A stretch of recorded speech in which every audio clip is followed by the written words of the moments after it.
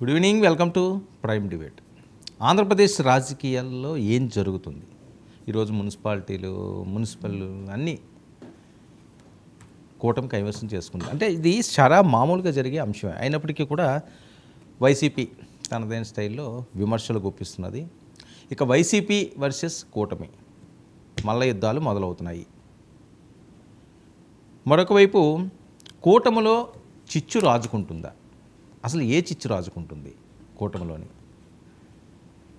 ఈ పదవుల అంశం అవనివ్వండి, లేకపోతే వేరే అంశాలు అవనివ్వండి, జనసేన టీడీపీ మధ్య కొద్దిగా ఇబ్బందికర పరిస్థితులు ఉంటున్నాయని. మరొక వైపు జగన్ మోహన్ రెడ్డి గారి భవిష్యత్తు రాజకీయం ఏంటి? ఏ రకంగా ఆయన అడుగులు వేయబోతున్నారు? పవన్ పొలిటికల్ ప్లాన్లు మారుస్తున్నారా? ఇవన్నీ చర్చిద్దాం. ఈనాడు ప్రైమ్ డిబేట్లో మనతో పాటుగా చర్చలో పాల్గొంటున్నారు కేఎస్ ప్రసాద్ గారు, ప్రముఖ రాజకీయ విశ్లేషకులు, మనతో పాటుగా లైవ్లోకి అందుబాటులోకి వచ్చారు. అలాగే మోకా ఆనంద్ సార్ గారు, టీడీపీ రాష్ట్ర అధికార ప్రతినిధి, కూడా మనతో పాటుగా లైవ్లోకి అందుబాటులోకి వచ్చారు. ఇక చిన్నపరెడ్డి గారు, వైసీపీ మాజీ కార్పొరేషన్ చైర్మన్, కూడా డైరెక్టర్, మనతో పాటుగా లైవ్లో జాయిన్ అయ్యారు. ఇక రాయపాటి అరుణ గారు, జనసేన అధికార ప్రతినిధి, కూడా మనతో పాటుగా లైవ్లోకి అందుబాటులో ఉన్నారు. ప్రసాద్ గారు, ఏంటి కూటమిలో ఏదో జరిగిపోతున్నది, పైకి ఎవరో చెప్పుకోలేకపోతున్నారు కానీ ఇబ్బందిగా పరిస్థితులు ఉంటున్నాయని ఒక అంశం అయితే, ఈ మున్సిపల్ వాటిల్లో మల్ల యుద్ధం ఏమీ లేదు, వారు వన్ సైడ్ అయిపోయిందని వాళ్ళు అంటుంటే వేరే రకంగా మాట్లాడే పరిస్థితి ఇది. మోసంతో, అన్యాయంతో, కుట్రలతోటి, కుళ్ళుతోటి ఏదో చేసేసారని. ముందుగా 99 టీవీ ప్రేక్షకులకు నమస్కారం అండి. అలాగే ప్యానల్లో ఉన్న పెద్దలకి మీకు కూడా నమస్తే అండి. నేను ఒక విషయం చెప్పగలను సార్. ఇవాళ ఇప్పుడే డీసీబీ చైర్మన్ అనౌన్స్ చేశారు. ఒకటే జనసేనకి ఇచ్చారు ఫస్ట్. అక్కడి నుంచి మొదలెడదాం. మీరు ఏదో లోకల్ ఇవన్నీ చెప్తున్నారు కదా. రెండోది, పార్టీని ఎప్పటి నుంచో నమ్ముకుంటే వాళ్ళకి ఇప్పుడు మోకానంద్ సాగర్ గారికి టీటీడీ బోర్డు మెంబర్ వాళ్ళది ఏదైనా ఇస్తే అది సముచిస్తాను అనుకుంటాను నేను. ఎందుకంటే ఆయన ఎప్పుడు బొట్టు పెట్టుకుని నిరంతరం ఉంటాడు. అలా కాకుండా ఏదో మమాని మించి తూతూ మంత్రంగా ఇచ్చే కార్యక్రమాలకి. అండ్ మోర్ ఓవర్ ఇవాళ గ్రాస్ రూట్ లెవెల్లో నాకు తెలిసి ఇప్పుడు డిబేట్కి వస్తుంది రాయపాటి అరుణమ్మ. తను 24/7 పార్టీ కోసం తిట్లు తింటూ, దెబ్బలు తింటూ అన్ని రకాలుగా కింద మీద పడుతుంది చెప్పాలంటే.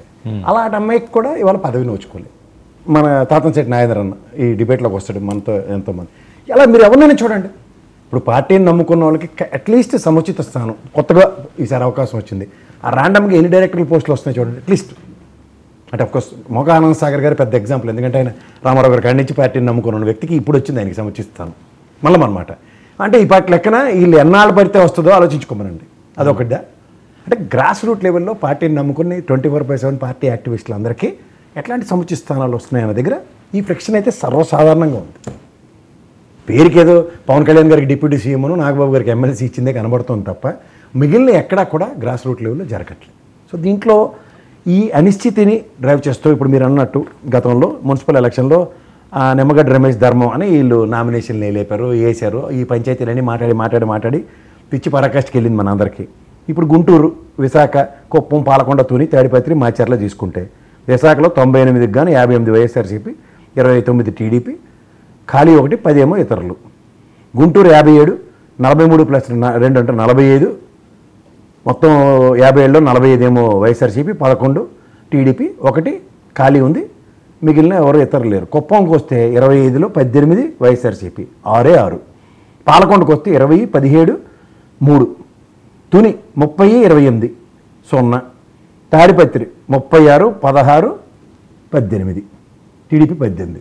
ఇప్పుడు గవర్నమెంట్ నిజంగా వాళ్ళు అన్నప్పుడు తాడిపత్రిని ఎగ్జాంపుల్ చెప్పచ్చు. మాచర్లు అయితే 31 గెలిచారు. మాచర్ల మొన్నటిదాకా కోరం లేదని, తుని కూడా అదే కోరం లేదని ఆడపిల్లలను కొట్టింది, ఇవన్నీ చూసాం కదా. ఇప్పుడు ఒక ప్రభుత్వ మార్పు ఎందుకు జరుగుతుంది? ప్రజాస్వామ్యబద్ధంగా, ప్రజాస్వామ్య హితంగా లేనప్పుడు ప్రజలు తీసుకునే ఒక డ్రాస్టిక్ నిర్ణయాలు. కానీ అదే రిపీట్ చేస్తామంటే ఇక్కడ గమనించండి. ఇక్కడ మీకు తాడిపత్రి ఆ రోజు నిజంగా గవర్నమెంట్ ఇదే బుల్డోస్ చేస్తే జేసీ దివాకర్ రెడ్డి గారు చైర్మన్ అయ్యిందిరా, జేసీ ప్రభాకర్ రెడ్డి గారు సారీ. సరే, ఇప్పుడు ఏమైనా నెగిటివ్ అవుతుందా? ఎందుకు అవుతుందండి? ఇది ప్రజాస్వామ్యం సార్. ప్రజలు ఇప్పుడు వర్మ గారు యాంకర్, ప్రసాద్ అనలిస్ట్ అని పిలుచుకోకుండా వర్మని అనాలిసిస్ చేయమని నన్ను కేఎస్ ప్రసాద్ యాంకర్ అంటే ఏమైనా అర్థం ఉందా? అలా ప్రజల తీర్పు అండి ఇది. శిరోధార్యంగా ఉండవలసిన దగ్గర వీళ్ళు బుల్డోస్ చేసి లాక్కుంటుంటే దాష్టికలు అందరూ చూడకుండా ఉంటాయా? వాళ్ళకి అడ్వాంటేజ్ అంటే వాళ్ళు మెయిన్ స్ట్రీమ్ మీడియాలో వాళ్ళు చూపించిపోయిన ఎవరికి తెలియదు అనుకుంటారు. ఇందాక మీరు నాగబాబు గారు ప్రస్తావన తీసుకొచ్చారు, ఏంటి ఎందుకు లేట్ అవుతుందండి ఆయన మంత్రి పదవి? ఉద్దేశం అంటే ఇప్పుడు మీకు తెలియదు, నాకు తెలిసి ఎవరు ఎందుకు ఎందుకు నోరు బాగుంటే అన్నీ బాగుంటాయి సార్. నోరు లేనప్పుడు ఏమవుతుంది? ఆయన ఏది పడితే అది మాట్లాడుతుంటే మొన్న పిఠాపురం చేసి పెద్ద రక్కస్ ఆయన పార్టీ ఆవిర్భావ సభలో ఆయన మాట్లాడింది. అరుణమ్మ వచ్చింది. నాకు తెలిసి ఇంత చిత్తశుద్ధితో పనిచేస్తున్న అమ్మాయికి కనీస కన్సిడరేషన్స్ ఉండవా? అంటే ర్యాండమ్గా ఏదో చేయి విదిలించే కార్యక్రమమే కనబడుతున్నప్పుడు, మీరు ఎవరెవరికో ఏదేదో అవకాశం ఉన్నప్పుడు, ఆంధ్రప్రదేశ్ పరిస్థితి అంటే చూడండి, చిన్నప్పటి అంధకార బంధువులు ఎలా చూస్తేనే తెలుస్తుంది. ఈ త్యాగాలు చిన్నప్పరెడ్డి గారు కూటమిలో లేదా లైట్లు ఆపుకొని జలక్కిస్తాను రా మాకు అని అంటుంది. లేదు సార్, గుంటూరులో ఇవాళ కొత్తగా మేయర్ అయ్యారు. ఆ మేయర్ గారు అయిన సందర్భంగా గుంటూరు ప్రజలకి ఇది ఒక గిఫ్ట్ సార్. అరగంట అవుతుంది కరెంటు పోయి. పరిస్థితి ఎలా ఉందో చూడొచ్చు. చంద్రబాబు నాయుడు గారి పరిపాలనలో ఇంట్లో ఎవరైనా ఖాళీగా ఉంటే మొఖం మీద టార్చ్ లైట్ ఏమనండి. చిన్నప్పరెడ్డి గారు, ఇంట్లో ఎవరైనా ఖాళీగా ఉంటే మొహం మీద టార్చ్ లైట్ వేయండి, కాస్త కనబడతారు. అది ఇప్పుడు నేను ఒక విషయం చెప్పగలను. ఇప్పుడు ఒక్క నిమిషం ఆగండి. ఇప్పుడు నేను ఒక మాట చెప్తాను. ఇవాళ పార్టీలో అంతర్గతంగా అన్న దగ్గర పవన్ కళ్యాణ్ గారు కానీ గౌరవ చంద్రబాబు నాయుడు గారు కానీ ఎస్ ఏమీ లేదు, అంత బాగున్నాం అని, లేదే మహా ఒక ఇష్యూ వచ్చినప్పుడు పిలిచి ఆయన సముదాయించడం వర్క్ అవుతుంది. కానీ ఒక పార్టీని నమ్ముకుని నిరంతరం 24/7 పని ఎందుకు చేస్తారండి ఎవరైనా? రాయపాటి అరుణ చేయట్లేదా? చేయట్లేదా? ఆవిడ ఏరమైనా ఈవిని చూసే పేరు వచ్చింది అంటున్నాను. ఆవిడ 24 ఏంటి అరుణ గారు మీరు చేయట్లేదా పని? అసలు మీకు తెలుసో తెలీదు, తను డిబేట్లో స్టార్ట్ అయింది మన ఛానల్లో, నేనే దానికి. ఆ అమ్మాయి ఆ రోజు నుంచి మాట్లాడే మాటలు అని నాకు బాగా తెలుసు. ఆవిడ ఎదిగిన విధానం నాకు తెలుసు. వితిన్ స్పాన్ ఎందుకు మన దాసరి కిరణ్ అతను కూడా ఇక్కడే ఇదే వేదిక ఏంటండి. దాసరి కిరణ్ ఫస్ట్ డిబేట్ నాతోటే, నేనే పిలిచి నేనే ఉన్నాను చెప్పాను. ఈ అరుణమ్మ ఇదే 99 ఛానల్, ఇవన్నీ వేదికగా వాళ్ళు ఉన్నత స్థాయికి మీ ఛానల్ ధర్మం అని అధికార ప్రతినిధుల స్థాయికి ఉన్నదండి. వాళ్ళ టాలెంట్ అది చెప్తాను, వాళ్ళ టాలెంట్ పార్టీ కష్టపడ్డారు. కానీ అధికారం వచ్చిన తర్వాత గుర్తింపేది అంటే అఫ్కోర్స్ మా మోకా ఆనంద్ సాగర్ అనే రామారావు గారు ఆయన నుంచి వస్తే ఈసారి డైరెక్టర్ అయ్యాడు ఆయన. ఈయన ఆదర్శం అంటే మనం వెయిట్ చేయలేం. ఆనంద్ సార్ గారు ఏంటండి, ఏమన్నా అన్యాయం జరుగుతుందా? ముందు ఆయన సంగతి తేలకుండా మీరు ఆయన్ని అడిగితే ఎట్లా? మీకు ప్యానల్ ఉన్నటువంటి పెద్దలందరికీ హృదయపూర్వక నమస్కారం. కక్కలేక మింగలేక ఉంటున్నారట, నిజమా? స్ట్రైట్ గా చెప్పండి. కక్కలేక మింగలేక ఉంటున్నారట, నిజమా? ముందుగా కేఎస్ ప్రసాద్ గారికి నేను హృదయపూర్వకంగా ధన్యవాదాలు తెలుపుతున్నాను. ఎందుకంటే ఆయన నాలోని భక్తుల్ని గుర్తించారు, సీనియారిటీని గుర్తించారు. ఇక్కడే కాదు, మొన్న వేరే ఇంటర్వ్యూలో కూడా ఆయన నా గురించి చెప్పడం జరిగింది. I'm very thankful to you Prasad గారు. లేదు సార్, ఇప్పుడు మాకు ఇప్పుడు అరుణమ్మ మీరు చిన్నప్పరెడ్డి నేను ఎప్పుడు కొత్త, మీరు నాకేమన్నా రోజు ఎన్నో సంవత్సరాలు బట్టి డిబేట్లో చూస్తున్నాం. మీ పోరాటం ఎలా ఉంటుందో నాకు తెలుసు. మీరు అసలు ఒక్క మాట తెలుగుదేశాన్ని ఏమనంటే అసలు ఎవరిని ఉచ్చనీచం కూడా ఆలోచించి కూడా మాడతారు. అరుణమ్మ అంతే, చిన్నప్పరెడ్డి ఎంత తక్కువ, అందరికీ ఇదే. మీరు ఎప్పుడైనా సముచిత స్థానాలు ఉంటే సర్వంగా గర్వంగా ఫీల్ అవ్వడానికి. ఇప్పుడు మేమైతే మీరు బలవంతం మాకు కండువాలు వేస్తారు, కానీ మేము ఏ పార్టీతో అనుబంధంలో లేవు, అది మీరు గ్రహించండి. అధికార ప్రతినిధిని ఎందుకు పేరు పెట్టారో నాకు అర్థం కాదండి. అంటే అధికార ప్రతినిధినే ఆ పదవిలోనే అధికారం లేని ప్రతినిధి, కేవలం మాట్లాడడానికి మాత్రమే అధికారం ఉన్నటువంటి ప్రతినిధిగా అన్ని పార్టీల్లో ఉన్నటువంటి అధికార ప్రతినిధులు మిగిలిపోతున్నారు. కరెక్ట్. పార్టీ కష్టకాలంలో ఉన్నప్పుడు, ప్రతిపక్షంలో ఉన్నప్పుడు పార్టీ వేదికల మీద బలమైనటువంటి గళాన్ని వినిపించి గడగడలాడించే అనేక మంది ఆ పార్టీలు, అన్ని పార్టీల్లో ఉంటారు, తెలుగుదేశం పార్టీలో ఉన్నట్టే. వాళ్ళు పార్టీకి జవాన్ని, జీవాన్ని ఎప్పటికప్పుడు నిత్య నవనవోన్మేషమైనటువంటి శక్తి సామర్థ్యాల్ని ఇస్తూ ఉంటారు వాళ్ళు. దాన్ని పార్టీ అధికారం చేజిక్కిన తర్వాత ఆటోమేటిక్గా దాన్ని ఉపయోగించుకోవడంలో మళ్ళీ విఫలం అవుతాయి పార్టీలు. ఆ విఫలం అవడంలోనే కొంత ఫెయిల్యూర్ ఉంటా ఉంటుంది. ఇప్పుడు కేఎస్ ప్రసాద్ గారు చెప్పింది 100% నిజం. ఓకే ఆనంద్ సార్ గారు, ఇప్పుడు ఆ కోవలోనే కూటమి ఉందా? కూటమి ఆ కోవలో ఉంది. కూటమి అంటే మళ్ళీ నాతో చెప్పేస్తారండి మీరు. కూటమి ఆ కోవలో ఉందా లేకపోతే పాలకోవలో ఉందా అది నేను ఎలా చెప్పగలుగుతాను? పెద్దలు చెప్పాలి. మీలాంటి పెద్దలు యాంకరింగ్ చేసి అనేక మంది అభిప్రాయాలు మైండ్లు చదివే మీరు చెప్పాలి. మేము చెప్తే కొంతమందికి నచ్చదండి. చిన్నప్పరెడ్డి గారి పరిస్థితి తెచ్చాను.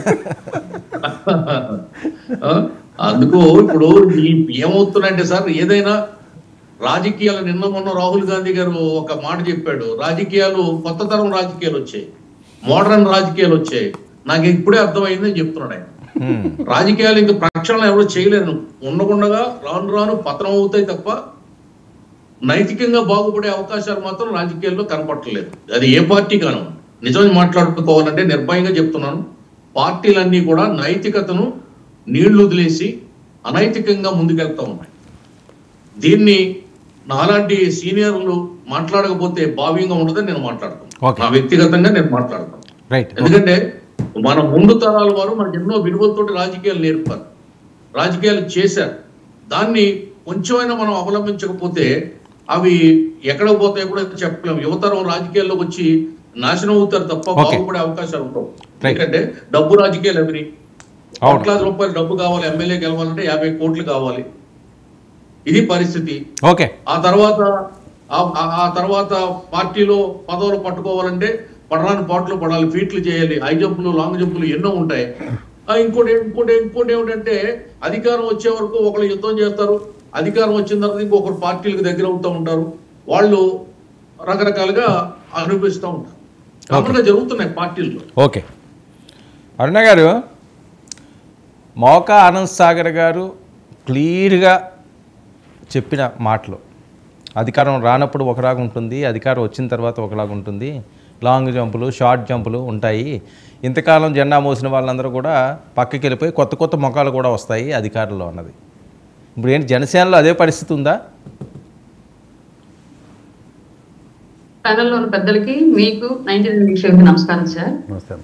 ఆనంద్ సాగర్ గారు చెప్పిన వాదంతో పూర్తిగా ఏకీభవిస్తానా లేదా అన్నది విషయాన్ని పక్కన పెడితే, ఇప్పుడున్నటువంటి పరిస్థితుల్లో ప్రతిపక్షంలో ఉన్నప్పుడు గడుచున్న వాళ్ళు పోరాటానికి కంపల్సరీగా కావాలి ఏ పార్టీకైనా. అందులో భాగంగా అందరూ పోరాటాలు చేశారు, అందరూ నిలబడ్డారు. అప్పుడు జరిగినటువంటి చాలా రకమైనటువంటి ఆర్థిక దాడులు, శారీరక దాడులు, చట్ట ప్రకారం కేసులు, దాడులు, వీటన్నింటికి సంబంధించి ఎన్నో రకాలుగా ఎంతో మంది నిలబడి చేశారు. ఇవాళ అధికారంలోకి వచ్చిన తర్వాత ఇందాక ఆనంద్ సాగర్ గారు ఒక మాట అన్నారు, అధికారం లేనటువంటి ప్రతినిధి అని చెప్పేసి. అది టీడీపీలో యాక్చువల్ గా అందరికీ ఇచ్చారు మాక్సిమం. ఆనంద్ సాగర్ గారు అండ్ ఒకళ్ళు ఇద్దరు మిస్ అయినట్టున్నారు. మాక్సిమం అధికార ప్రతినిధులు అందరికీ కూడా చైర్మన్ స్థాయి పదవులు ఇచ్చారు టీడీపీలో. అది ఆ పార్టీలో అది అండం కరెక్ట్ కాదు. అలాగే జనసేన విషయానికి వస్తే అండి, క్లియర్ గా 10 ఏళ్ల పాటు పోరాటం చేశారు. అలాగే ప్రజారాజ్యం నుంచి ఉన్నటువంటి క్యాడర్ కూడా ఉంది పార్టీకి. వాళ్ళు ఎప్పటి నుంచో పోరాటం చేస్తూ ఉన్నారు కాబట్టి సీనియారిటీని దృష్టిలో పెట్టుకొని, అలాగే సామాజిక వర్గ సమీకరణను దృష్టిలో పెట్టుకొని ఇచ్చినటువంటి పదవులన్నింటి కూడా ఇవ్వడం జరిగింది. ఎవరు నిన్న మొన్న కొత్తగా వచ్చిన వాళ్ళు ఎవరికి అంత స్థాయి కలిగినటువంటి పదవులు అయితే ఇవ్వలేదు జనసేనలో. పాత వాళ్ళకి మాత్రమే ఆ ప్లేస్ కి కరెక్ట్ గా సరిపోతారు అనుకున్న వాళ్ళకి మాత్రం ఇవ్వడం జరిగింది. కాదండి, ఇప్పుడు కాదు అంటే ఇది చూడాల్సిన సీనియారిటీలు చూస్తారా, లేకపోతే మనిషిలో ఉన్న టాలెంట్ కానీ, కష్టపడిన వైఖరి కానీ, వాళ్ళు పడిన ఇబ్బందులు కానీ?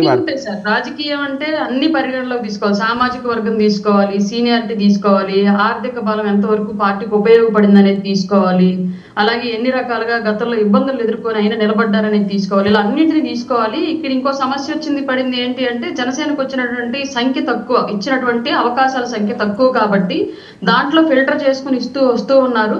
చూద్దాం, ఎప్పుడైనా రాజకీయాలు ఓర్పు అనేది చాలా ఇంపార్టెంట్ మెజర్మెంట్ కింద ఉండిద్ది కాబట్టి ఇవాళ క్లియర్ గా ఇవాళ పదవులు అధికారంలోకి వచ్చాం కాబట్టి పదవులు రాలేదని చెప్పేసి ఆవేశపడిపోయి నిర్ణయాలు తీసుకునే పరిస్థితి ప్రస్తుతం పార్టీలో ఎవరి విషయంలోనూ లేదు.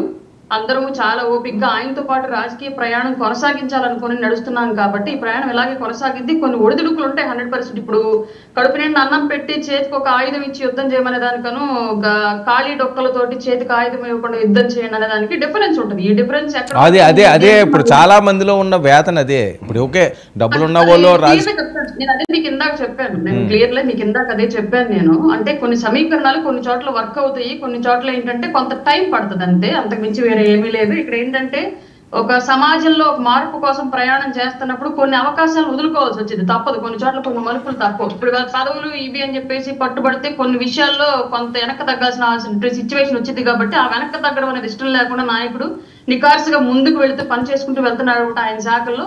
కొన్ని చోట్ల మేము కాంప్రమైజ్ అవ్వడం తప్పదు, ఆయన కోసం, ఆయన ఎంచుకున్న లక్ష్యం కోసం. కాబట్టి మేము అందరం అదే ఉద్దేశంతో నాయకుడు వెంట నడుస్తున్నాం సార్. చెప్పండి. అంటే అరుణమ్మకి నీకు ఒకటే చిన్న సబ్మిషన్. ఇప్పుడు పార్టీలో మీరు పార్టీ పెట్టిన కాడి నుంచి ఆవిర్భావం నుంచి ఉన్న కేడర్ వేరు, మీరు అన్నట్టు ప్రజారాజ్యం నుంచి పారాచూట్ వేసుకొచ్చిన వాళ్ళతో ఆల్రెడీ కాంగ్రెస్ని హాప్ ఓవర్ తీసుకుని ఇక్కడికి వచ్చిన వాళ్ళు. సో వాళ్ళు మీరు సీనియర్ కింద మీరు కన్సిడర్ చేస్తారంటే that is an obligation which party is taking. లేదు సార్, పార్టీలో అప్పటి నుంచి కొనసాగిన వాళ్ళు ఉన్నారు, వెళ్ళలేదు వాళ్ళు, మెగా ఫ్యామిలీతో కొనసాగిన వాళ్ళు ఉన్నారు. ఆ వాళ్ళ గురించి మాట్లాడారు. నాకు తెలిసి వాళ్ళు నాకు మా గురుగారు ఉన్నారు, ఎవరు శాంతి ప్రసాద్ గారు, ఆయన మెగాస్టార్ చిరంజీవి గారి పార్టీ కాడి నుంచి ఉన్న వ్యక్తి.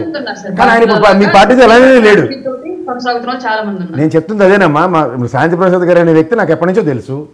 ఆయన ప్రజారాజ్యం పార్టీ నుంచి తర్వాత కంటిన్యూ అయ్యి చిరంజీవి గారిని తర్వాత జనసేన నమ్ముకున్న వ్యక్తే తప్ప ఇంకెక్కడ హాప్ ఓవర్ తీసుకోలేదు. అలాంటి వాళ్ళకి సముచిస్తానాలు ఎక్కడున్నాయి? ఇప్పుడు బొలిశెట్టి సత్యనారాయణ గారు ఉన్నారు, ఎక్కడున్నారు?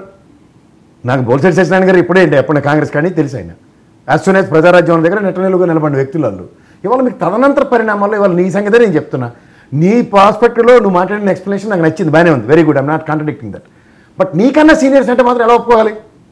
కాంగ్రెస్ నుంచి ఆపోవర్ తీసుకొచ్చినవి ఇప్పుడు మా మోక ఆనంద్ సాగర్ అని ఉన్నాడు, ఆయన నిరంతరం నెక్కచ్చిగా రామారావు గారు కాడి నుంచి ఉన్న వ్యక్తి, అతను నో కాంప్రమైజ్ దాంట్లో. ఇప్పుడు ఆయన ముందు నువ్వు అన్నట్టు ఎవరెవరికో చైర్మన్లు పడ్డాయి, ఆయనకు డైరెక్టర్ పదవి ఉన్నప్పుడు అది ఖచ్చితంగా ఆయన చెప్పింది మాకు కూడా 100% justified. I'm not contradicting that. ఇవాళ పార్టీని నమ్ముకుని సముచిస్తానం ఇచ్చింది ఇవ్వలేదు అన్నది కనతల్లాంటి పార్టీకి సేవ చేయడం మీ ఇద్దరు దృక్పథం నేను యాక్సెప్ట్ చేస్తాను. I'm not contradicting again also. But సముచిత స్థానాలు అనేవి ఎప్పుడు అందులో ఇప్పుడు మీ ఇద్దరు ఇంత ఫ్రంట్ ఎండింగ్ వారియర్స్లో ఉన్నప్పుడు ఇంత దగ్గర జరుగుతున్నప్పుడు ఏం జరుగుతుంది అన్నది చాలా ఇంపార్టెంట్ కదా, ఇది గమనించండి. రైట్. అరుణ గారు ఏం రెస్పాండ్ అవుతారా? ఏం లేదు సార్, ఇప్పుడు ఈ మధ్య కూడా కొంత క్లియర్ గా నేను కొన్ని ఛానల్స్ లో వాదన అయితే వింటా ఉన్నాను. అంటే ఇది వాంటెడ్ గా చేయిస్తున్నారా లేదంటే ఇది కూడా నాకు ప్లస్. ఇప్పుడు ఏంటంటే వైసీపీ పార్టీకి నేను ఒక విషయంలో కృతజ్ఞత చెప్పుకోవాలి. ఎందుకంటే మిగతా వాళ్ళు డబ్బులు ఇచ్చి చేయించుకున్నటువంటి పబ్లిసిటీ నాకు ఫ్రీగా చేసి పెడతా ఉంటారు వాళ్ళు. ఎప్పుడు కూడా క్లియర్ గా ఎప్పుడు టాప్ ఎండ్ లో ఉంచుతారు నన్ను సోషల్ మీడియాలో, అందరిలో గుర్తుండిపోయేలాగా ఇప్పుడు మర్చిపోకుండా. అలాగే ఇప్పుడు మళ్ళీ ఇంకోటి స్టార్ట్ చేశారు, ఏంటి అంటే రాయపాటి అన్నాన్ని పక్కన పెట్టినటువంటి జనసేన పార్టీ ఇప్పుడు ఆవిడ పదవి ఇవ్వలేదు, ఆవిడ నోటు దురుస్థానమే పక్కన పెట్టేసింది, ఇలా ఏదో అహంకారం ఆవిడకి. ఇట్లాంటి పెద్ద పెద్ద శాటిలైట్ ఛానల్స్ లో అలాగే పెద్ద పెద్ద యూట్యూబర్లు విశ్లేషకుల రూపంలో వచ్చేసి మరి నా మీద వీడియో చేస్తున్నారు. ఇది కూడా నాకు ఒక ప్లస్. ఎందుకంటే చాలా మంది సీనియర్లు, జిల్లా అధ్యక్షుల స్థాయి వాళ్ళు, రాష్ట్ర కార్యదర్శి స్థాయి వాళ్ళు, ఎప్పటి నుంచో ఉన్న వాళ్ళు, అసలు టికెట్ కోసం ట్రై చేసి నిరాశ చెంది ఉన్న వాళ్ళు, వీళ్ళందరినీ ఎవరిని గుర్తుపెట్టుకోకుండా నన్ను మాత్రమే గుర్తుపెట్టుకొని నాకే పదవి ఇవ్వలేదన్న విషయాన్ని పదే పదే రాష్ట్ర ప్రజలు గుర్తు చేస్తున్నారంటే నిజంగానే నా మీద మీకు ఉన్నటువంటి అభిమానానికి కృతజ్ఞతలు తెలియజేస్తున్నాను. మీరు నాకు నెగిటివ్ పబ్లిసిటీ చేయాలని ట్రై చేస్తున్నా, అది నాకు పాజిటివ్ గానే వెళ్తుంది ప్రజల్లోకి. నిజంగానే హ్యాపీ. మీరు ఇలాగే నా కోసం పని చేయాలి, నా గురించి ఇలాగే రాస్తూ ఉండాలి, నేను నిరంతరం ప్రజల్లో ఉండేలాగా మీ అందరి శ్రమ, కృషి, సహకారం నాకు అందించాలి మనస్ఫూర్తిగా కోరుకుంటున్నాను. అలాగే ఇంకొక విషయం ఏంటంటే క్లియర్ గా నేను చెప్తుంది, పదవి ఇచ్చినా ఇవ్వకపోయినా ప్రయారిటీ అనేది ఇక్కడ ప్రధానం పార్టీల్లో. ఆ ప్రయారిటీ నాకు ఇప్పటికీ జనసేనలో ఉంది, పవన్ కళ్యాణ్ గారి దగ్గర నాకు ఆ ప్రయారిటీ ఉంది. ఇప్పటికీ నేనేమి వెళ్ళి ఆ పార్టీ ఆఫీస్ దగ్గరికి వెళ్ళి నాకు పదవులు కావాలి, ఇంకోటి ఇవాళకు నేను అడగలేదు. ఎందుకంటే పవన్ కళ్యాణ్ గారు నాకు ఏ స్థానం సముచితమైన ఆయన అందిస్తే ఆ రోజు తీసుకొని దాన్ని నిర్విద్యంగా చేయాలని చెప్పేసి నేను ఉన్నాను. కాబట్టి ఆ విషయం గురించి నేను పట్టించుకోవట్లా. పదే పదే నా మీద రాతలు రాయడం మానేయండి అని మాత్రం చెప్పాలనుకుంటున్నాను సార్. ఓకే. ఏంటి నాగబాబు గారికి ఏమన్నా పెండింగ్ పడిందా? అసలు ఎవరు అంటున్నారు కేఎస్ ప్రసాద్ గారు? అదేం లేదు సార్, పెండింగ్ ఏం పడలేదు, ఇస్తారు సార్ కంపల్సరీగా. ఏంటి ఆలస్యం? పిఠాపురమే. ఇప్పుడు ముఖ్యమంత్రి గారి చేతిలో ఉన్న విషయం కదా, ఎలా ఎందుకు ఏంటనే సమయ సందర్భం లేకుండా మనం ప్రస్తావించకూడదు. కంపల్సరీగా ఆయనకి ఒక శాఖ కూడా ఏదో డిక్లేర్ చేసి చెప్పుకుంటూ ఉన్నారు. మహానాడు తర్వాత అయ్యిద్దని చెప్పేసి మాకు ఉన్నటువంటి ఇన్ఫర్మేషన్. ఏం శాఖ అనుకుంటున్నారండి? మైనింగ్ అని వినిపిస్తుంది సార్, నాకు క్లారిటీగా తెలియదు. Okay okay. పార్థసారథి గారి క్యాడర్ అని మాత్రం తెలిసింది. చిన్నపరెడ్డి గారు సార్, 99 ప్రేక్షకులకు అలాగే ప్యానల్ సభ్యులందరూ కూడా నమస్కారం సార్. ఎట్టకేలకి మీరు వెలుగులోకి వచ్చారండి చీకటి నుంచి.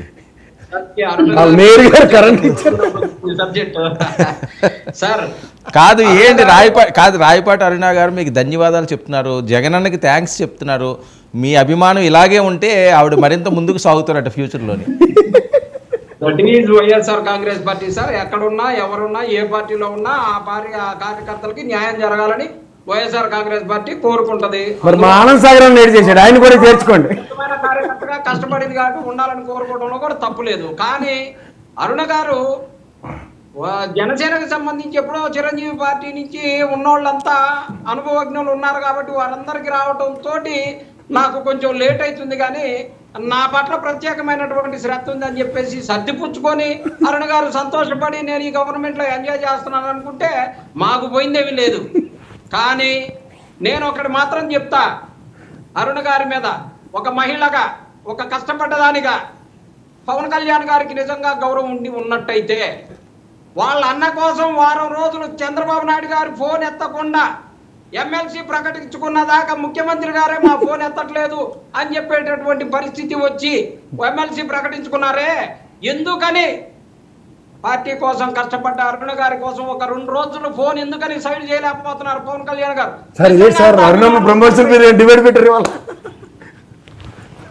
అందుకని అరుణ గారి మీద ప్రత్యేక శ్రద్ధ ఉందో లేదో నాకు తెలీదు. అరుణ గారి కోసం అయితే పవన్ కళ్యాణ్ గారు 2 రోజులు ఫోన్ పక్కన పెడితే నిజంగా ఆమె కోసం కష్టపడ్డట్టుగా భావించవచ్చు. ఎనివే మాకు సంబంధం లేని అంశం అయినప్పటికీ ఆనంద్ సాగర్ కోసం అయితే ఫోనే బాగా. సరే, ఆనంద సాగర్ గారు అంటే ఆయన ఏదున్నా కానీ మీరు చెప్పిన మాటలకు కాసేపు సంతోషపడతాడు. ఎందుకంటే పార్టీలో మొదటి నుంచి ఉన్నాయన కాబట్టి, ఆయన ఎన్టీఆర్ గారి దగ్గర నుంచి ఉన్నాయన కాబట్టి ఆ భావజాలాలు అలానే ఉన్నాయి.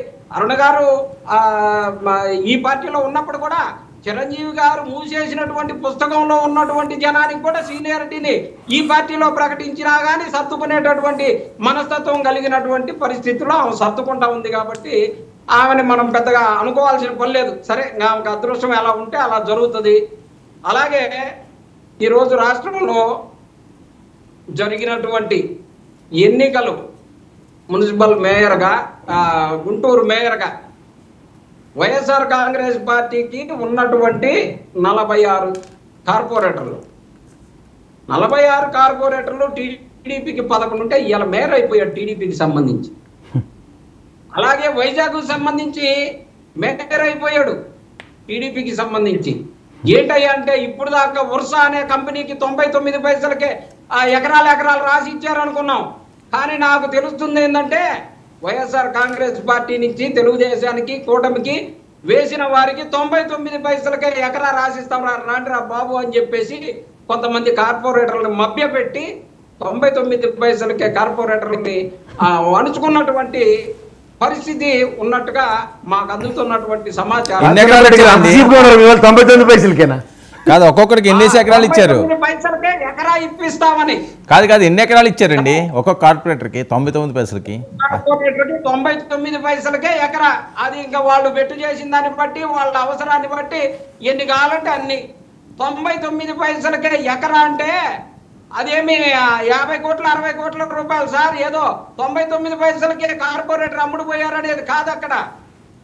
ఇలాంటి ప్రభుత్వం ఇవాళ మేయర్గా ఎన్నుకొని ఆ మేయర్గా సంబరాలు చేసుకుంటా ఉన్నారు.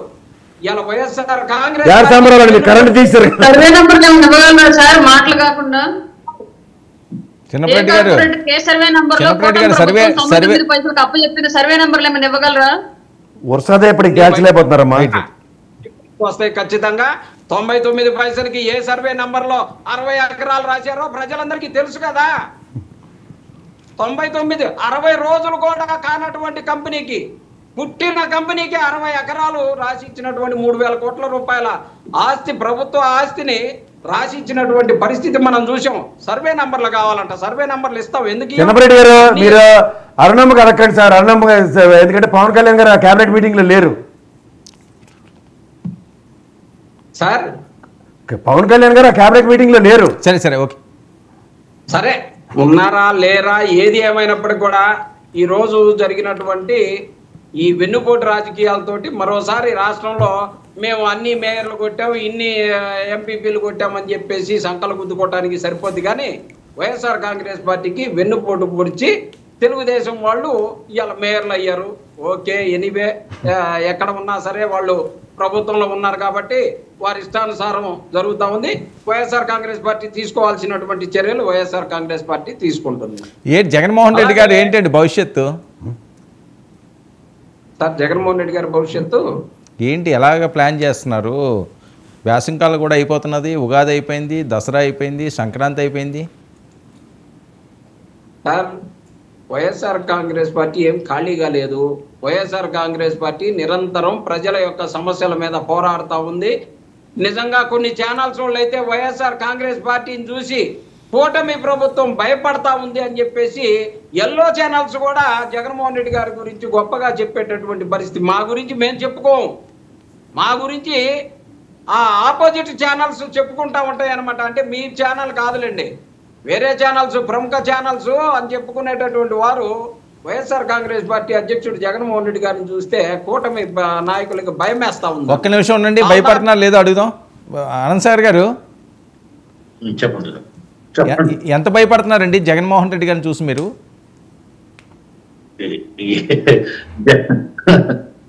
జగన్మోహన్ రెడ్డి గారిని చూసి భయపడే పరిస్థితి ఇప్పుడు కూటమికి ఉందంటారా? నిజంగా అది వాస్తవం అంటారా? ఏమో ఆయన చెప్తున్నారు కదండి, మీకు సపోర్ట్ గా ఉండి వాటిలోనే వార్తలు వస్తున్నాయని కదా ఆయన చెప్పేది.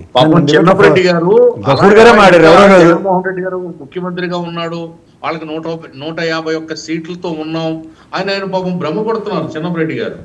ఎక్కడుందండి జగన్మోహన్ రెడ్డి? ఆ ముగిసిన అధ్యాయంగా మిగిలిపోబోతున్నాడు రేపు రాబోయే రోజుల్లో కూడా. వేళ మున్సిపాలిటీలు ఎలక్షన్లు తెలుగుదేశం పార్టీ లాక్కుందంటారు. మరి గతంలో వీరు చేసిందేంటి? మా కాకినాడలో కార్పొరేటర్లని రాత్రికి రాత్రి మార్చి మున్సిపల్ కార్పొరేషన్ కైవసం చేసుకున్నారు. ఆవేళ ఇళ్ళు ఇచ్చారు, సిటీ నడిబొడ్లో ఆ పార్టీ మారిన కార్పొరేటర్లందరికీ ఇళ్ల స్థలాలు ఇచ్చారు, ఇన్నోవా కార్లు ఇచ్చారు, 25 లక్షల డబ్బు ఇచ్చారు. ఇవి అదే తంతండి, ఇదంతా పొలిటికల్ డ్రామా నడుస్తాయి. ఎవరు అతీతులు కాదు దీంట్లో, ఏ పార్టీ అతీతం కాదు. కాబట్టి ఇప్పుడు జగన్మోహన్ రెడ్డిని చూసి జడుచుకునే పరిస్థితి కూటమి కాదు కదా, పాలు తాగే పిల్లడు కూడా లేదు. అది మాత్రం చిన్నపరెడ్డి గారు గమనించాలమ్మా. అది పాలు తాగే పిల్లాడు కూడా జగన్మోహన్ రెడ్డి చూసి భయపడే వర్మ గారు చెప్పండి. తెలుగుదేశం సంబంధించినటువంటి ప్రధాన ఛానల్స్ లో డిస్కషన్ లో బహిరంగంగా ప్రజలు విన్నటువంటి వార్త నేను చెప్పేది. నేనేమి వేరే ఏం చెప్పట్లా.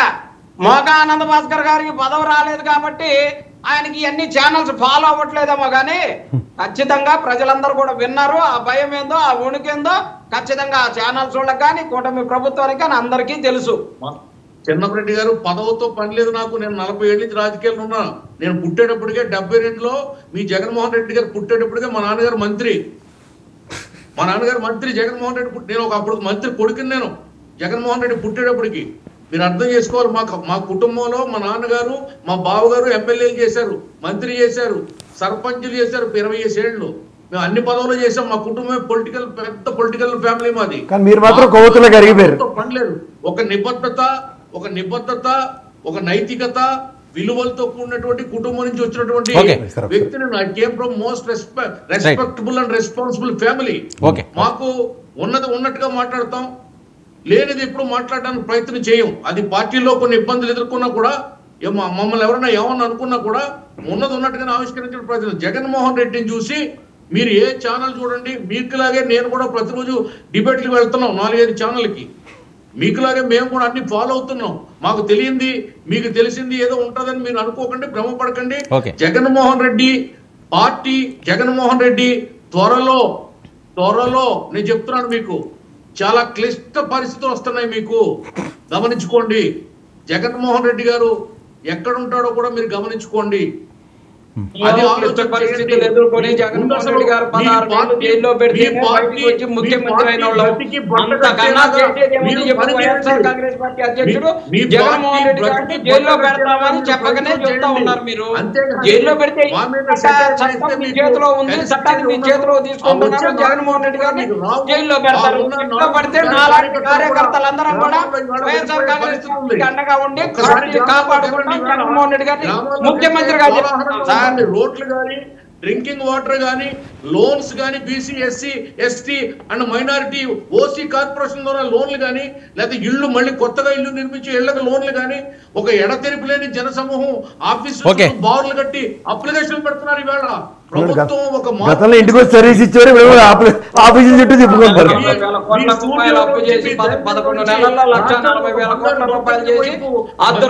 చిన్నపరెడ్డి గారు ఒక నిమిషం అండి. పట్టుకొని తిరుగుతున్నారంట. చిన్నపరెడ్డి గారు ఆఫీస్ దగ్గర పొద్దున 7 నుంచి రాత్రి ఇందాక 4 దాకా నిలబడ్డామని పవన్ కళ్యాణ్ గారు కలవకుండా పోయారని చెప్పేసి తిడతా ఉన్నారు. ఆఫీసులు కాడ అట్లా తిప్పుకుంటున్నారు. మీరు ఒక్క పని చేసేటటువంటి పరిస్థితి లేదు. ఆఫీసుల చుట్టూ ఎందుకు తిరగరు? ఒక నిమిషం ఏంటి? కాదు ఆయన పవన్ కళ్యాణ్ గారి కోసం చెప్తున్నారు. అరుణ గారు ఏంటి ఏమైంది? బాగాలేదండి. ఒక నిమిషం వినండి. మీరు ఏదో అన్నారు, ఆవిడ సమాధానం చెప్పనివ్వండి. మల్లికా ప్రసాద్ గారు కూడా మాట్లాడాలి. అరే ఒక నిమిషం, చిన్నప్పరెడ్డి గారు మీకు నేను అవకాశం ఇస్తాను. మీరు పాయింట్ అడిగారు కదా, అరుణ గారు ఏంటి 7 నుంచి 4 వరకు వెయిట్ చేస్తున్నా సరే ప్రజలను పట్టించుకోవట్లేదట, నిజమా? సార్ ఈ వైసీపీ ఇప్పుడైనా సరే ఈ చింతకాయల వంకల టెంకల మాటలు మానుకోవాలి సార్. ఫస్ట్ గతంలో ముఖ్యమంత్రిని, ఉప ముఖ్యమంత్రుల్ని ఎంతమంది సామాన్య ప్రజలు రోజు కలవగలిగారు? అసలు ఆయన ఎప్పుడు పత్రాలు లేకుండా ప్రజల్లోకి వచ్చి ఆయన పెట్టినటువంటి సభలకైనా కనీసం వచ్చిన వాళ్ళని, వాళ్ళ కార్యకర్తల్ని, గెలిచిన 150 మంది ఎమ్మెల్యేలు ఎంతమందిని కలిసాడో ఒకసారి వీళ్ళు కనుక రివైవ్ చేసుకుంటే ఇట్లాంటి మాటలు రావు. క్లియర్ గా ఆ రోజు వీళ్ళ ఛానల్స్ లో, వీళ్ళ ఫేస్బుక్ ఐడీస్ లో ఏ వీడియో అయితే ట్రోల్ చేశారో, ఒక ఫ్యామిలీ ఎవరో వెళ్ళి ఉప ముఖ్యమంత్రి గారిని, పవన్ కళ్యాణ్ గారిని కలవాలని చెప్పేసి నిలబడ్డామని చెప్పేసి చెప్పిన వీడియో ఏదైతే ఉన్నది, క్లియర్ గా వాళ్ళు మీ ఎమ్మెల్యేని కలిశారా అని క్లియర్ గా అడిగారు. లేదు అని చెప్పారు.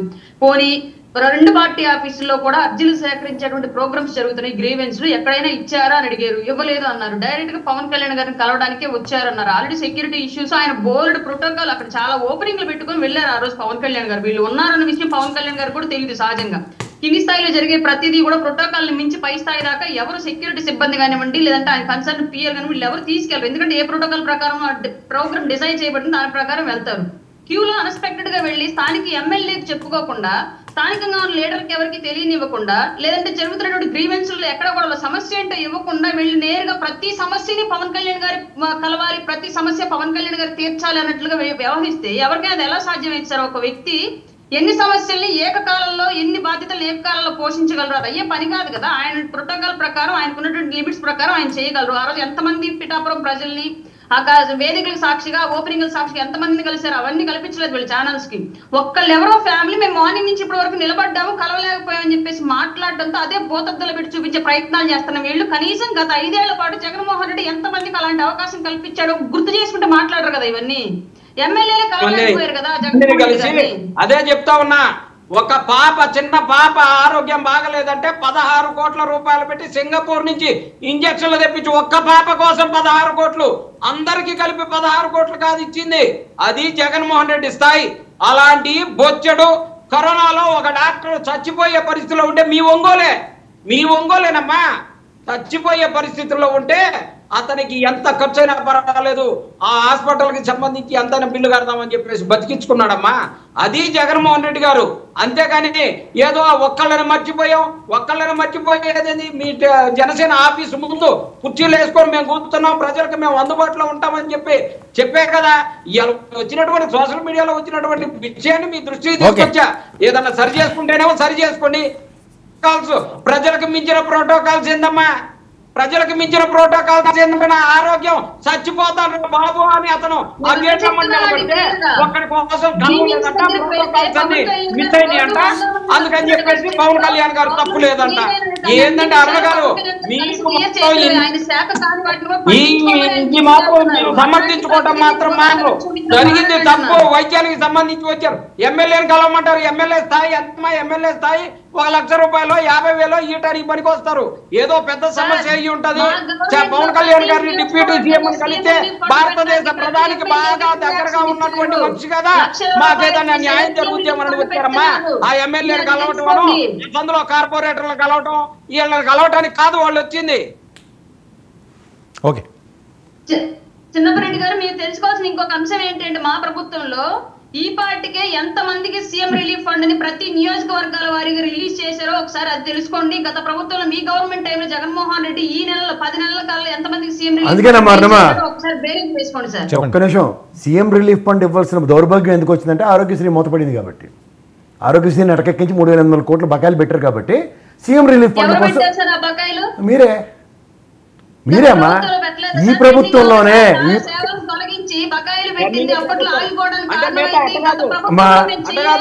ఆరోగ్యశ్రీకి సంబంధించినవి ఒక కంటిన్యూస్ సైకిల్. ఇప్పుడు ఆ మాటకు వస్తే ఉండండి చిన్నపరెడ్డి గారు, ఒక నిమిషం. ఆరోగ్యశ్రీకి సంబంధించి మాత్రం చిన్నపరెడ్డి గారు ఒక నిమిషం. ఆరోగ్యశ్రీని మీకు సంబంధించిన వైద్యాలు కాదు కదా, పవన్ కళ్యాణ్ గారికి ఆరోగ్యం ఫ్రీగానే జరుగుతుంది, చంద్రబాబు నాయుడు గారికి ఆరోగ్యం ఫ్రీగానే జరుగుతుంది. పేదోడికి కదా ఆరోగ్యశ్రీ కావాల్సింది. పేదోడు నోరు కొట్టి ఎప్పుడో బకాయిలు పెట్టారంట. బకాయిలు పెడితే అది నిరంతర ప్రక్రియ అమ్మా, జరుగుతూ ఉంటది. సంబంధించి చెప్పింది 1,40,000 కోట్ల రూపాయలు అప్పు చేశారు. ఏం చేశారు? ఆరోగ్యశ్రీ కట్టకుండా ఏం చేశారు? ఏ పథకాలు ఇచ్చారు మీరు? ఇప్పుడు ఒక నిమిషం ఆగండి చిన్నప్పటి గారు. ఇప్పుడు అరుణమ్మ ఒక మాట చెప్తా. గత ప్రభుత్వంలో 436 కోట్ల పైసలక బసవతారకం హాస్పిటల్కి డ్యూ ఉంటే విత్ స్పాన్ ఆఫ్ ఆయన రాగానే గవర్నమెంట్ క్లియర్ అయింది. ఇప్పుడు ఇదే ప్రాబ్లం ఉదాహరణకి మీరు అన్నట్టు గత ప్రభుత్వంలో బకాయిలవి it is there primary responsibility. విద్య, వైద్యం, ఆరోగ్యం 3 ప్రభుత్వ బాధ్యత. ఎందుకంటే మన మోకా ఆనంద్ సాగర్ గారు కూడా చెప్తున్నారు, అర్జీలు స్వీకరిస్తున్నారు విపరీతంగా, మీరు కూడా చెప్తున్నారు. ఈ గ్రీవెన్సెస్ గతంలో లేవు కదమ్మా, ఎందుకంటే వాలంటరీ వ్యవస్థ ఉండేది, సచివాలయ వ్యవస్థ అనుసంధానించి ఎక్కడికక్కడే రిజాల్వ్ అయ్యేవి. ఇప్పుడు మళ్ళీ అది కన్సాలిడేటెడ్గా సెంట్రిక్గా మీ నెత్తికే చుట్టుకుంటుంది. ఇది కాకుండా ఇవాళ పాలకొల్లులో మేయర్ ఎలక్షన్ సార్, మీకు గమనించండి సార్, 14 మంది వైఎస్ఆర్సీపీ అభ్యర్థులు బీఫామ్ ఇచ్చారు, మేము ఇవాళ ఆబ్సెంట్, మేము రావట్లేదు అంటే కోరం లేదని. అయినా సరే యూనానిమస్గా అభ్యర్థిని ప్రకటించారు. ఓకే, ఇది మరి ఇప్పుడు 2 విషయాలు చెప్తాను. ఇవాళ మేయర్ ఎలక్షన్ సంబంధించిన విషయంలో అన్ని దగ్గర కూడా మెజారిటీలు లేకపోయినా గత ప్రభుత్వం నా బీఫామ్ వేయలేదు, నామినేషన్ వేయలేదు అంటే ఈ నామినేషన్లు బీఫామ్ లేకపోతే ఎలా గెలుస్తారు సార్? 11, 10, 8. ఇప్పుడు ఆ మాటకు వస్తే ఇందాక నుంచి మోకా ఆనంద్ సాగర్ గారు కానీ లేదంటే అరుణమ్మ కానీ చెప్తున్న విషయం ఏంటంటే ప్రభుత్వం దగ్గర నిజంగా డబ్బులు లేవన్న దగ్గర 1,60,000 కోట్ల దగ్గర అప్పులు చేసి కూర్చుని ఉన్నారు. ఇవి వైద్య బకాయిలు అంటే ఆరోగ్యశ్రీ బకాయిలు చెల్లించట్లే, ఫీజు రింబర్స్మెంట్ 4,200, 3,800 కోట్లు ఉన్నాయి. ఇవేవి చెల్లించకుండా ఏం జరుగుతుందంటే యాక్టివిటీ ఏంటో కనబట్లే. ఇవాళ మీరు సీఎం రిలీఫ్ ఫండ్ మీద ఎక్కువ స్ట్రెస్ పడుతుంది, ఎంతమందికి ఇస్తున్నాం అన్న దగ్గర నిరంతరం ప్రజలు ఆరోగ్యశ్రీ న్యూట్రలైజ్ చేసుకునే దగ్గర మొదటి మీద ఎక్కడ బ్రేక్ అయిందో ఆ మొదటి మీద అడ్రస్ చేయాల్సిన బాధ్యత ఆరోగ్యశ్రీ కాదు కదా, సెపరేట్ సబ్జెక్ట్. ఏం సెపరేట్ సబ్జెక్ట్? అలాంటి సీఎం రిలీఫ్ ఫండ్ ఎంతమందికి రిలీజ్ చేస్తున్నాం చెప్పదని చెప్పండి. అధికార ప్రతినిధి ఆవిడ ఆనంద్ సాగర్ గారు కూడా అధికార ప్రతినిధి.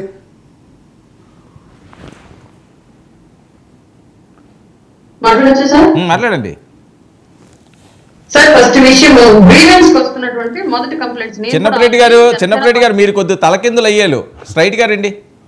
మీరు ఓడిపోగానే తలకిందులు అయిపోయారు, ఆయన తలకిందులుగా మాట్లాడుతున్నారు. కొద్దిగా సెట్ చేసుకోండి. ఏంటి ఇందాక ఏమని చీకట్లోకి వెళ్ళిపోయారు, ఇప్పుడు తలకిందులు అవుతున్నారు. రొటేట్లో పెట్టండి చిన్నప్పటి గారు, మీరు మాట్లాడండి. అరుణ గారు ఎవరితోనూ మనతో కాదు. అన్న గారు మీరు కంటిన్యూ చేయండి. చిన్నప్పటి గారు మీరు రొటేట్ చేసుకోండి ఫోన్. గుడ్, ఫామ్లోకి వచ్చారు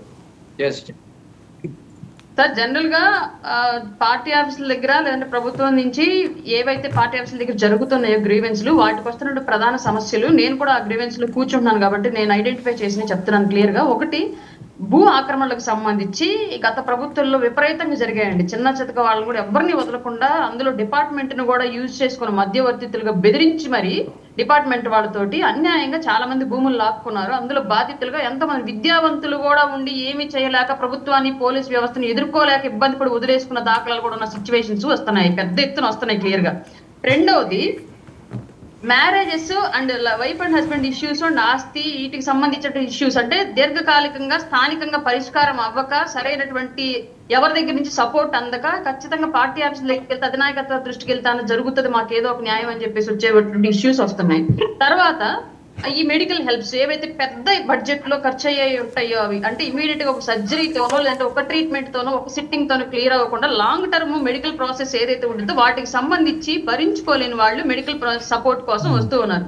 ఇట్లాంటి పెద్ద ఎత్తున గ్రీవెన్స్ లో వస్తున్నాయి. ఇంకోటి ఏంటి అంటే గతంలో ప్రభుత్వం ఇచ్చినటువంటి హామీలు ఏవైతే ఉంటాయో ఆ ప్రభుత్వం నెరవేర్చకుండా చాలా మంది అవుట్ సోర్సింగ్ ఉద్యోగులు లేదంటే పారామెడికల్ సిబ్బంది లేదంటే ట్రైనింగ్ డాక్టర్స్ ఇట్లా లాట్ ఆఫ్ ఇష్యూస్ అంటే గవర్నమెంట్ కాకుండా అనుసంధానంగా ఉన్నటువంటి వ్యవస్థలకు సంబంధించి గత ప్రభుత్వం ఇచ్చినా కానీ ఇవ్వకుండా వదిలేసి ఇస్తాము అని చెప్పేసి ఇవ్వకుండా వదిలేస్తే కనీసం ఈ ప్రభుత్వం టైంలో మాకు ఇవ్వండి అని చెప్పేసి చేసినటువంటి ఇష్యూస్ ఇట్లాంటివి ఎన్నో గ్రీవెన్స్ దగ్గరకు వస్తా ఉన్నాయి. దీంట్లో ఇందాక మీరు అన్నారు ఆరోగ్యశ్రీ అవ్వట్లేదు అని చెప్పేసి. సార్ రీసెంట్ గానే ఒక 10 days అవుతుంది అంతే, నేను ఆల్రెడీ ఆ రోజు మీతో మాట్లాడనుకోండి, మా అమ్మకి ఐ సర్జరీ అవుతుంది సార్ ఆరోగ్యశ్రీ కింద పెట్టి చేయిస్తున్నాను అని చెప్పేసి ఆరోగ్యశ్రీ అమలవుతోంది.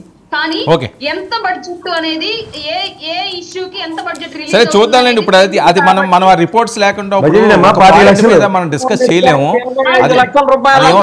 ఒక్క విషయం అరుణ గారు, ఒక నిమిషం అండి. చిన్నప్పటి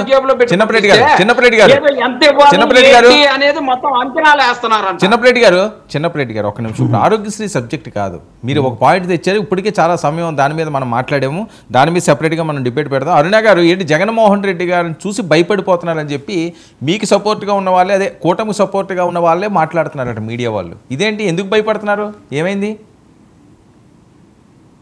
సార్ ఆయన బయటకు వచ్చి ప్రెస్ మీట్ పెట్టినప్పుడల్లా ఏదో ఒక ఉద్విగ్న వాతావరణం రాష్ట్రంలో రగిల్చే వెళ్తున్నాడు సార్. దాని తర్వాత ఏదో ఒక సమస్యలు రాష్ట్రంలో జరుగుతూనే ఉన్నాయి కాబట్టి మేబీ పిచ్చోడి చేతిలో రాయిలాగా జగన్మోహన్ రెడ్డి చేతిలో మైక్ ఉండగా ఇంకా మళ్ళీ ఏం మాట్లాడి ఎవరిని రెచ్చగొడతాడన్న భయంతో ఏమైనా భయపడుతున్నారో మాకైతే తెలియదు సార్ ఆయన చూసి సహజంగా. ఎందుకంటే వాళ్ళ కార్యకర్తలు 100% భయపడుతున్నారు. ఈయన బయటకు వచ్చి ఎవరో ఒకరు రెచ్చగొట్టేసి వెళ్ళిపోతున్నాడు. ఈయన మాట్లాడే మాటల వల్ల మనం రెచ్చిపోయి ఏదో ఒకటి చేస్తున్నాము. తర్వాత కూటమి ప్రభుత్వంలో చట్టం దృష్టిలో మనం శిక్షార్హులుగా మిగులుతున్నాం కాబట్టి జైలు గోడలు చూడాల్సి వస్తుంది అన్నటువంటి భయం వాళ్ళ కార్యకర్తలు ఉంది సార్, మాలో లేదు ఇది.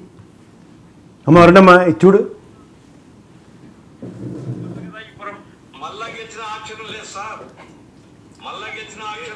అక్కడ పెట్టండి, అక్కడ పెట్టండి. మన టైపు కాదు, మాట మీద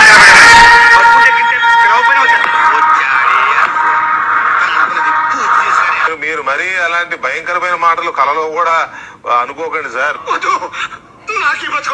మీరు మరీ అలాంటి భయంకరమైన ఏం లేదు.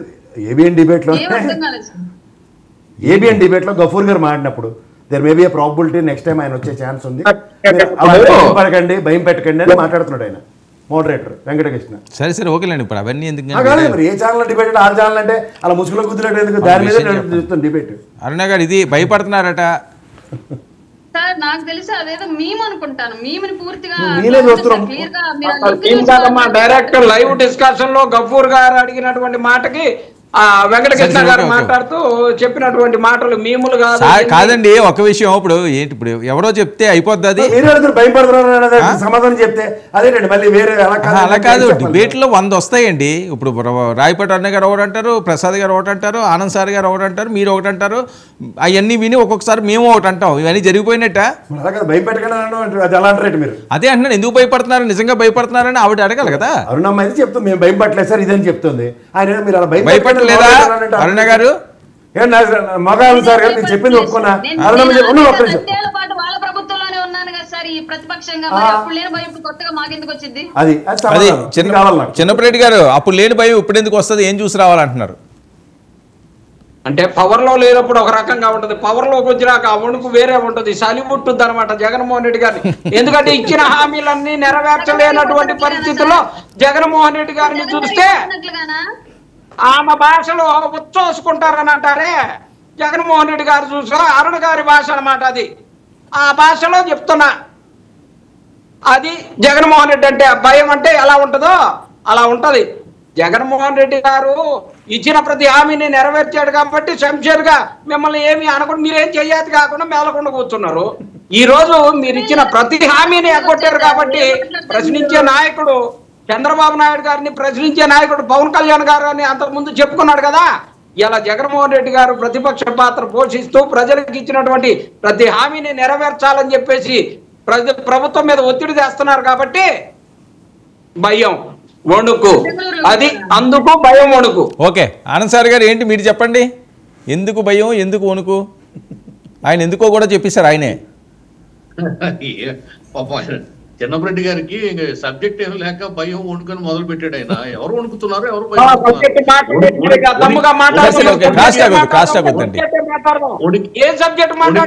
భయము అన్నదానికి వినండి వినండి వినండి, మీరు మాట్లాడినప్పుడు నేను మాట్లాడలేదు, మధ్యలో ఇంటరప్ట్ చేయకూడదు. భయం ఆయనకే, జగన్మోహన్ రెడ్డి గారికి, వణుకు ఆయనకే, దడ ఆయనకే, చలి జ్వరం కూడా ఆయనకే. ఎందుకంటే ఈవేళ మద్యం కుంభకోణం కేసు ఆయన చుట్టూ బిగుస్తుంది. పెద్ద తలకాయ ఆయనే, హెడ్ ఆయనే అని చెప్పి తేలిపోయింది. రేపో మాపో అరెస్టులు ఉంటాయి, ఉన్న బెయిల్ రద్దు అవుతుంది, జైలుకి వెళ్తాడు. ఇది ఆయనకు పూర్తిగా తెలుసు, మీకు తెలియకపోవచ్చు చిన్నపరెడ్డి గారు, ఆయనకు తెలుసు, మీ నాయకుడికి తెలుసు. అందుకు ఆయన భయపడుతున్నాడు. ఇక్కడ మేము భయపడే ప్రశ్న ఏముంది? మేమేమైనా తప్పులు చేసామా, స్కాములు చేసామా, మేమన్నా అవినీతికి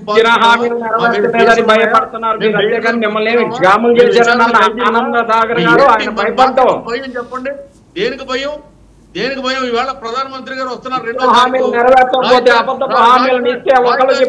చిన్నపరెడ్డి గారు మీకు నేను ఇస్తాను కదండి, క్రాస్ టాక్ ఎందుకు, టైం వేస్ట్. చిన్నపరెడ్డి గారు నేను మీకు ఇస్తాను కదా.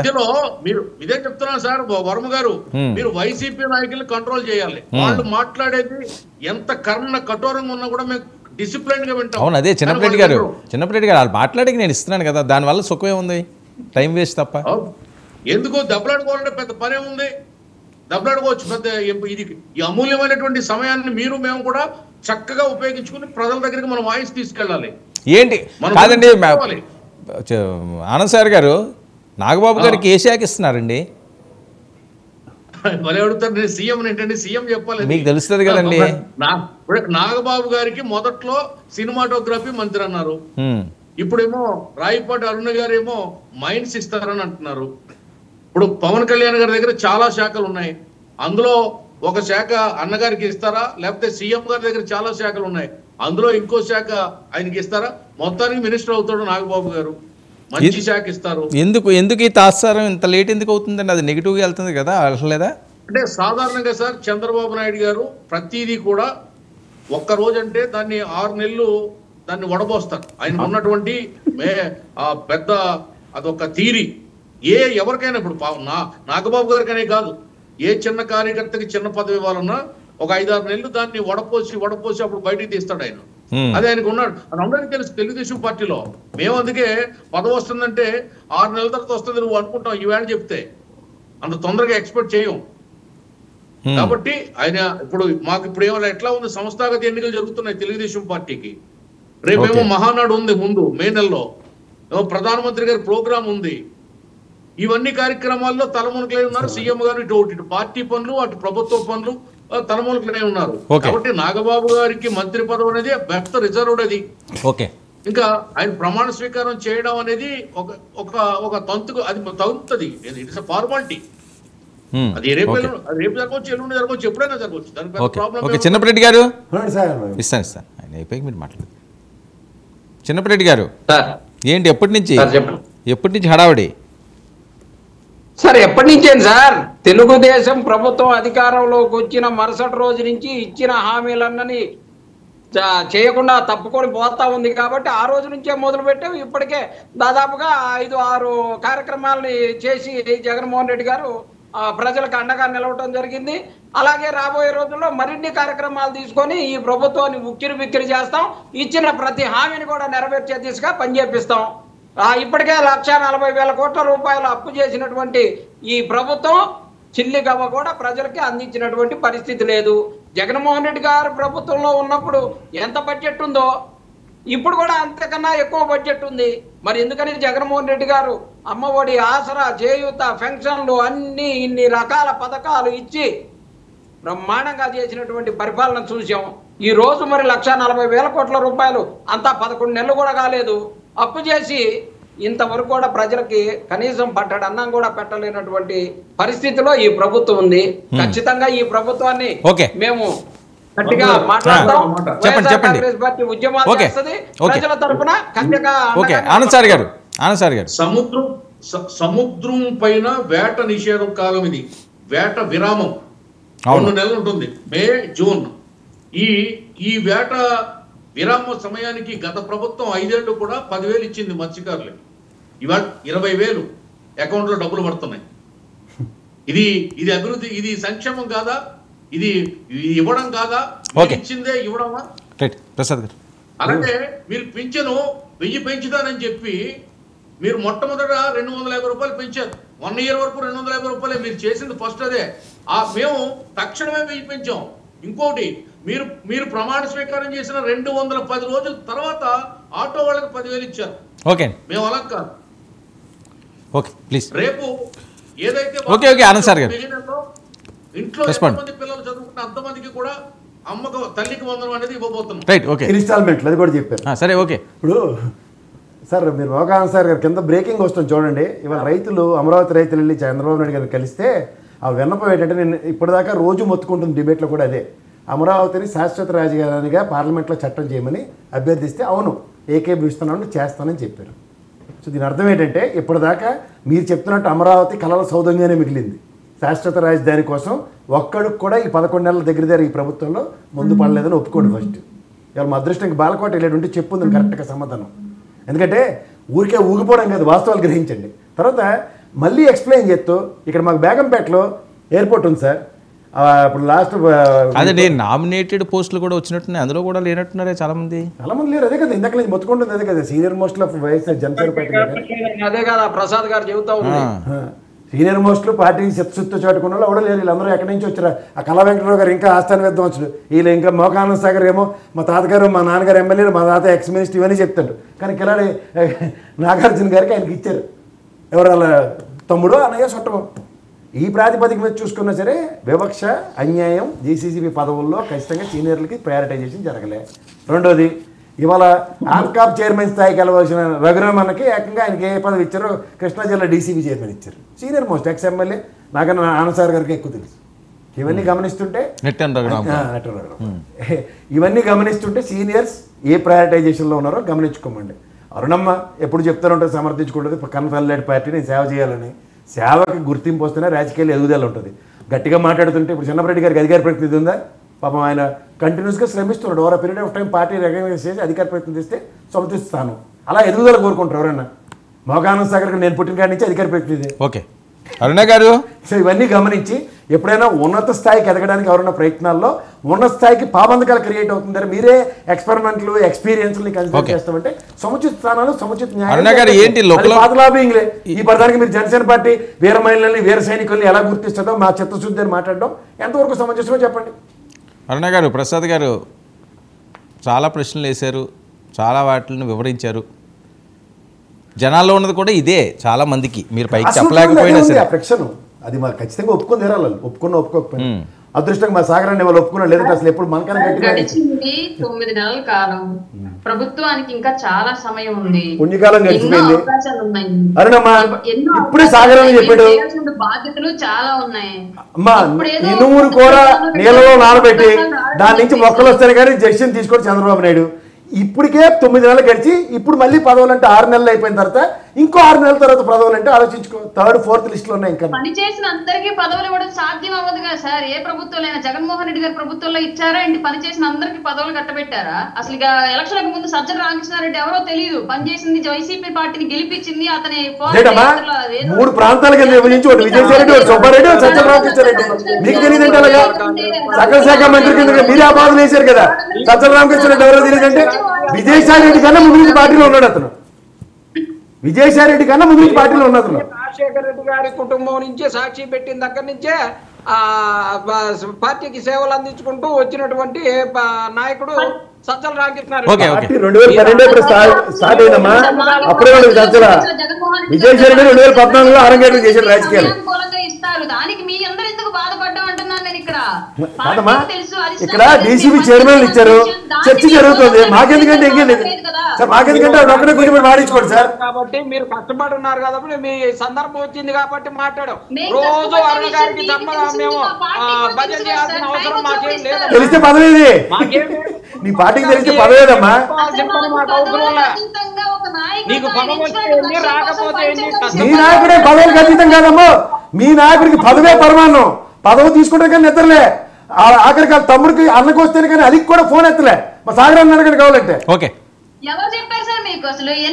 నాదేళ్ళ మనోహర్ అడగమ్మా. కాదమ్మా ఏంటి అట్టకి దబాయిస్తుంది ఆవిడ. నాదేళ్ళ మనోహర్ గారిని అడగండి అమ్మా.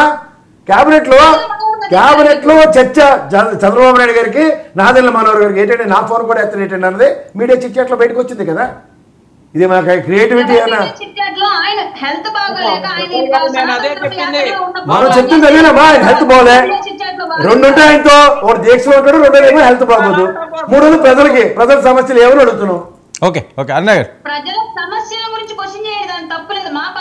ఆయన ఉండమని తెలిసి తెలీదు. 600 జతల చెప్పులు మన్యం ప్రజలకి నానా తెప్పలు పడి పంపించండి. ఆయన సేవ చేశాడు.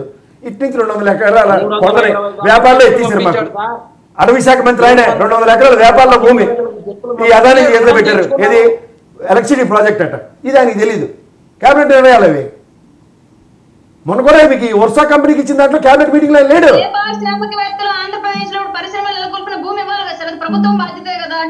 మాకు తెలీదమ్మా ప్రభుత్వ బాధ్యత భూములు ఇవ్వాలని. ఏ భూములు ఇస్తున్నారు? మన్యం ప్రాంతం, అటవీ ప్రాంతాలు. ఇలా మన్యం ప్రాంతాలు, అటవీ ప్రాంతాలు పర్యవేక్షణ ఎవరిది? అటవీ శాఖ మంత్రి పవన్ కళ్యాణ్ గారిది.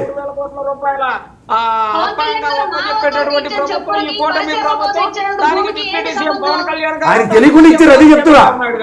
క్యాబినెట్ నిర్ణయంలో తెలియంది వ్యాపార కొండ జల విద్యుత్ ప్రాజెక్టుకి అదాని పెట్టారు. పర్యావరణ శాఖ, అటవీ శాఖ ఆయన పర్యవేక్షణలో ఉంది, గమనించుకోండి. సార్ నేను అడుగుతోంది అదే, పరిశ్రమలు నెలకొల్పడం కోసం ప్రభుత్వాలు భూమిని ఇవ్వడం అనేది ప్రభుత్వాల బాధ్యత. మరి అటవీ శాఖ మంత్రి దేనికున్నాడు? అటవీ శాఖ భూములకి ఎవరు పర్మిషన్ ఇవ్వాలా? ఎన్నాళ్ళు బట్టి ఎవరికి తెలియలేదు. వర్మ గారు ఒక మాట చెప్తా. ప్రతిష్టాత్మకమైనటువంటి జాతీయ సంస్థలైనటువంటి వాటికేమో మార్కెట్ రేటు ప్రకారం వాళ్ళకి ఇచ్చారు. ఇక్కడ వర్ష అనేటటువంటి 60 రోజుల ఎక్స్పీరియన్స్ లేని కంపెనీకి 60 ఎకరాలు రాసి 3,000 కోట్ల రూపాయలు ఆస్తిని ఇచ్చినటువంటి పరిస్థితిని ఈ అరుణమ్మ ఎలా సమర్థించుకుంటుందో, ఏం మాట్లాడుతుందో. వాళ్ళదో కంపెనీ, ఆ కంపెనీకి ఒక అడ్రస్, ఒక డోర్ పెట్టి ఆ డోర్ నెంబర్ కి మామూలు సామాన్య పేదోళ్ళు ఉండేటటువంటి ఇంటి కరెంటు బిల్లు కట్టి 3,000 కోట్ల రూపాయలు. ఓకే, వాళ్ళు తీసుకున్న నిర్ణయం మీరు దాన్ని తప్పు అయితే ప్రశ్నించండి, తప్పే ఉంది. తప్పే పవన్ కళ్యాణ్ గారు లేకుండా తీసుకున్న నిర్ణయం చెప్పానండి. పవన్ కళ్యాణ్ గారి ఆబ్సెంట్ లో జరిగిన ఎలకేషన్ ఇది. అటవీ భూమి వ్యాపార మండలం, వ్యాపార విజయనగరం జిల్లాలో 200 ఎకరాలు అన్యాక్రాంతంగా జల ప్రాజెక్టుకి ఇచ్చారు. రెండోది అమరావతిలోనే ల్యాండ్ డిఫెన్స్కి ఇచ్చారు, ఆర్బీఐకి ఇచ్చారు, మిలిటరీకి సంబంధించిన వాళ్ళకి కంపెనీలకు ఇచ్చారు. అవన్నీ మార్కెట్ రేట్ ప్రకారం తీసుకున్నారు. వీళ్ళకేంటి బుట్ట కంపెనీ ఈడ్చుకొడితే 10 లక్షల మూలధనం లేదు, ఏ ప్రతిపదిక కదా 59 పైసలకి ఇచ్చారమ్మా? ఇది కదా చర్చ. ఇది దీనికి అడుగుతున్నాం. ఇందులో ఎక్కడంటే క్యాబినెట్ లో గతంలో అమరావతిలో విషయంలో కూడా ఐవీఆర్ కెస్టారో పుస్తకావిష్కరణకు వెళ్ళినప్పుడు ఇది అమరావతి, ఇంత భూమి అక్కర్లేదు, ఇలాంటి మాట్లాడే పవన్ కళ్యాణ్ గారే. అందుకని ఏంటంటే అట్లీస్ట్ ప్రజల సమస్యలు, ప్రజలకు సంబంధించిన భూములు ఎక్కడో దగ్గర పరిరక్షణ జరుగుతుంది. ఎందుకంటే అర్జీలు నువ్వే తీసుకుంటున్నావు, పలానా భూమి అని. ఇప్పుడు ప్రభుత్వ భూములు ఎవరికి అర్జీలు ఏమంటావు మమ్మల్ని? ఇది మా ఆక్రందన, ఇది గమనించు.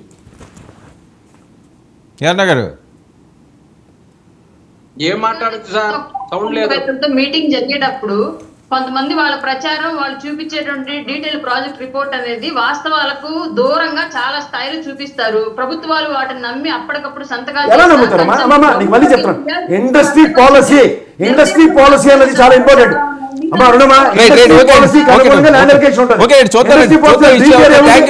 Thank you so much Rayapeta అన్న గారు, చర్చలో పాల్గొనేందుకు thank you. Moka Anand sir garu thank you, Chinnapareddy garu thank you, KS Prasad garu. ఇవి ఈ ప్రైమ్ డిబేట్ చేర్చుండి 99 న్యూస్.